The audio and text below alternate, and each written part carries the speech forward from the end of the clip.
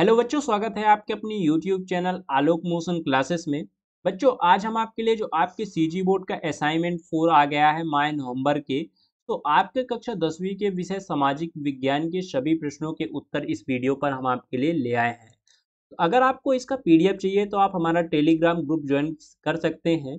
Link नीचे description पे है, या आप जाके टेलीग्राम में सर्च कर सकते हैं आलोक मोशन क्लासेस। तो चलिए आज का वीडियो शुरू करते हैं। वीडियो शुरू करने से पहले अगर आपने वीडियो को लाइक नहीं किया तो वीडियो को लाइक कर दीजिए। अगर हाँ, आपने हमारे YouTube चैनल को अभी तक सब्सक्राइब नहीं किया तो जरूर से सब्सक्राइब करिए, क्योंकि हम इसी तरह की वीडियो आपके लिए लाते रहते हैं। तो यहाँ पास देखिए, सबसे पहले प्रश्न क्रमांक 1 हमारा यहाँ पास है। तो प्रश्न क्रमांक 1 है, आयकर और उत्पादक शुल्क में क्या अंतर है। तो यहाँ पास आप देख सकते हैं कितने बेहतरीन तरीके से आपके लिए आंसर लिखा गया है। सो इसलिए वीडियो को तो लाइक एक बनता है। तो यहाँ पास देखिए, आयकर और उत्पाद शुल्क में अंतर। ठीक है, तो यहाँ पास पहला अंतर है, आयकर प्रत्यक्ष कर है और जो उत्पाद शुल्क है वो अप्रत्यक्ष कर है। ठीक है, फिर इसके बाद अगला अंतर है, आयकर जिस व्यक्ति को आय होती है वह सीधे सरकार को देता है। ठीक है, फिर इसमें दूसरा है, उत्पाद शुल्क उत्पादन करने वाला सरकार को देता है और उपभोक्ता उत्पादक को देता है। ठीक है, फिर इसके बाद अगला है यहाँ पास तीसरा, आयकर व्यक्ति के आय के अनुसार निर्धारित है, वह व्यक्ति स्वयं सरकार के खाते में उसे जमा कराता है।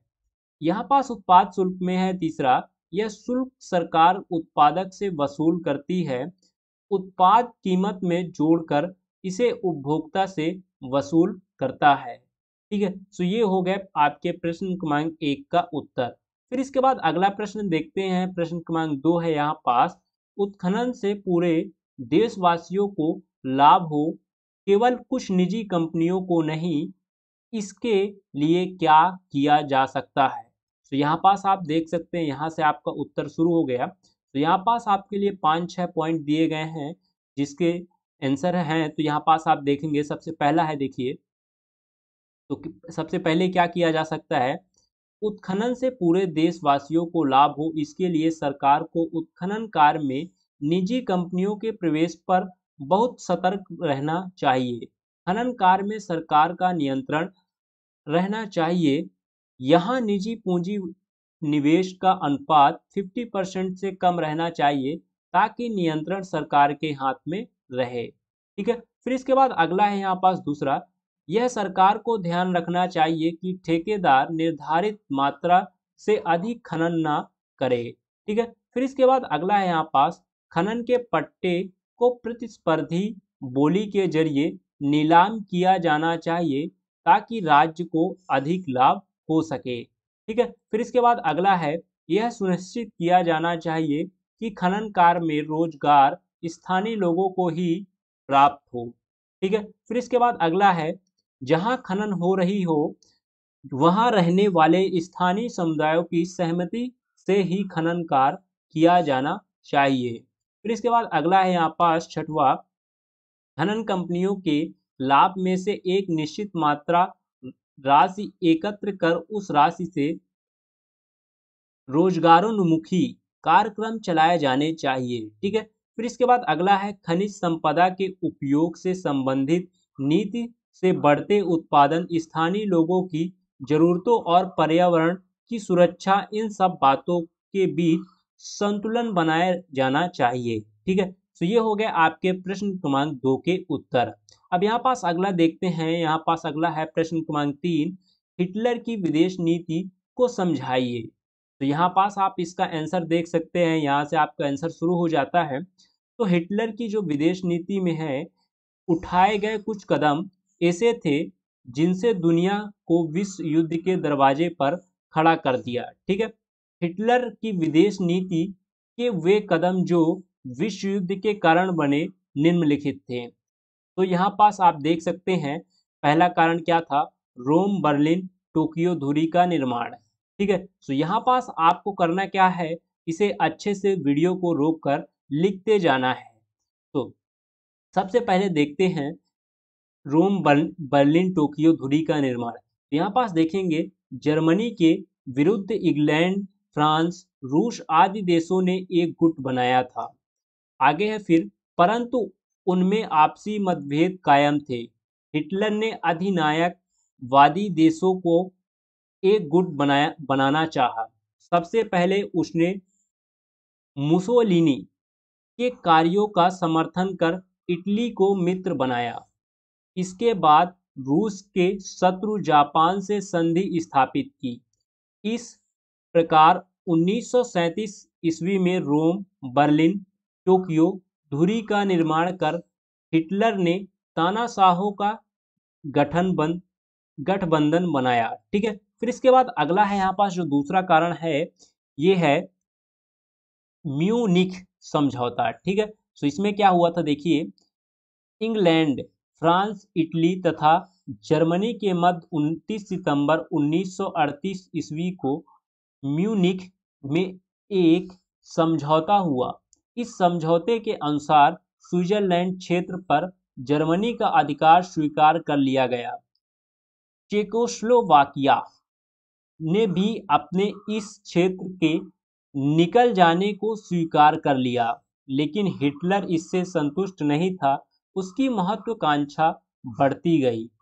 आगे है यहाँ पास तीसरा कारण है जो है वो है चेकोस्लोवाकिया पर अधिकार। ठीक है, तो यहाँ पास है राइनलैंड पर अधिकार के बाद हिटलर ने चेकोस्लोवाकिया में हस्तक्षेप आरंभ कर दिया। अंततः संपूर्ण चेकोस्लोवाकिया पर उसने अधिकार कर लिया। ठीक है, फिर चौथा यहाँ पास कारण है रूस से संधि।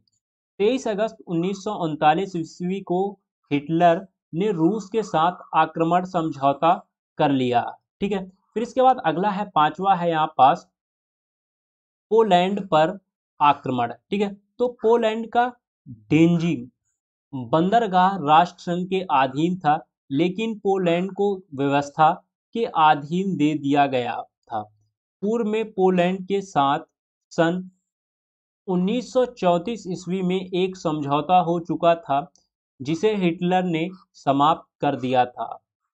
उसने डेंजिंग पर अधिकार करना चाहा, जिससे पूर्वी पोलैंड, जर्मनी और समुद्र का सीधा संबंध स्थापित हो सके।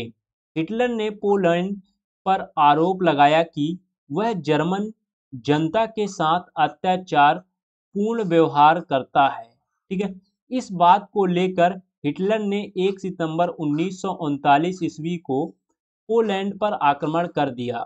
यह आक्रमण द्वितीय विश्व युद्ध का कारण बन गया। ठीक है, फिर इसके बाद आगे है यहाँ पास, इस प्रकार हिटलर के द्वारा अपनी विदेश नीति के तहत उठाए गए उपयुक्त कदमों ने विश्व युद्ध की पृष्ठभूमि तैयार कर दी। इससे यह स्पष्ट है कि हिटलर की विदेश नीति द्वितीय विश्व युद्ध का कारण थी। ठीक है, तो ये हो गया आपके प्रश्न क्रमांक तीसरे का उत्तर। अब यहाँ पास अगला है यहाँ पास प्रश्न क्रमांक 4, सरकार के ऐसे कौन से कार्य हैं जो गरीबी को कम करने से सीधे जुड़े हुए हैं। तो यहाँ पास आप इसका उत्तर देख सकते हैं। तो उत्तर में देखिए क्या है, सरकार के निम्नलिखित कार्य गरीबी को कम करने से जुड़े हैं। सबसे पहला है यहाँ पास सार्वजनिक वितरण प्रणाली। सरकार गरीब लोगों को कम से कम कीमत पर मूलभूत आवश्यकताएं की वस्तुएं उपलब्ध कराती है। इससे उनकी अनिवार्य वस्तुओं को खरीदने की क्रय शक्ति बढ़ जाती है और वे कम आय में भी अपना जीवन यापन कर सकते हैं। अगला यहाँ पास दूसरा है रोजगार गारंटी योजना। सरकार ग्रामीण क्षेत्र के सभी लोगों को साल में कम से कम 100 दिवस का रोजगार उपलब्ध करवाती है, ताकि गरीब लोगों सामान्य जीवन यापन कर सके। फिर इसके बाद अगला है यहाँ पास स्वरोजगार। तो यहाँ पास है सरकार गरीब लोगों को अपना छोटा मोटा व्यवसाय करने हेतु सस्ती दरों पर लोन उपलब्ध कराती है। फिर इसके बाद अगला है यहाँ पास सरकार गरीब बच्चों को निःशुल्क और अनिवार्य शिक्षा की व्यवस्था कराती है। फिर इसके बाद अगला है पांचवा, गरीब बच्चों को शिक्षा के दौरान वजीफा एवं छात्रवृत्तियां भी प्रदान की जाती है। ठीक है, फिर इसके बाद अगला है यहाँ पास प्रश्न क्रमांक 5। तो प्रश्न क्रमांक 5 है, औद्योगिक प्रदेश अस्थिर क्यों होते हैं? एक बार एक जगह में उद्योग विकसित होने के बाद वहां से उद्योग क्यों हटा जाते हैं? तो यहाँ पास इसका उत्तर आप देख सकते हैं। प्रारंभ में उद्योगों की स्थापना अक्सर कच्चे माल के आसपास की जाती है थी, ताकि कच्चे माल के परिवहन में खर्च अधिक ना हो और उत्पादन लागत कम आए। ठीक है। धीरे धीरे यातायात एवं कच्चा माल पहुंचाने के सस्ते साधन बन गए, तो ये उद्योग ऐसी जगह पर लगने लगे जहां कुशल मजदूर मिले और वे कम मजदूरी पर काम करने के लिए तैयार थे। इसलिए संभव हुआ क्योंकि आज यातायात और संचार तेज होने के साथ साथ बहुत सस्ता भी हो गया है। फिर आगे है, इस प्रकार उद्योगों का क्षेत्रीय वितरण स्थायी न होकर परिवर्तनशील है। किसी जगह परिस्थितियां अनुकूल और अन्य जगहों से अधिक लाभदायक होने के पर उद्योग वहां लगते हैं, और जैसे ही कोई दूसरी जगह अधिक लाभकारी बने तो उद्योग वहां उठकर चल देते हैं।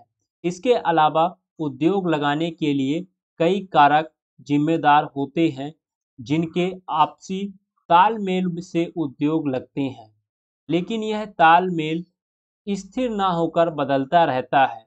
इस कारण औद्योगिक प्रदेश भी अस्थिर होते हैं।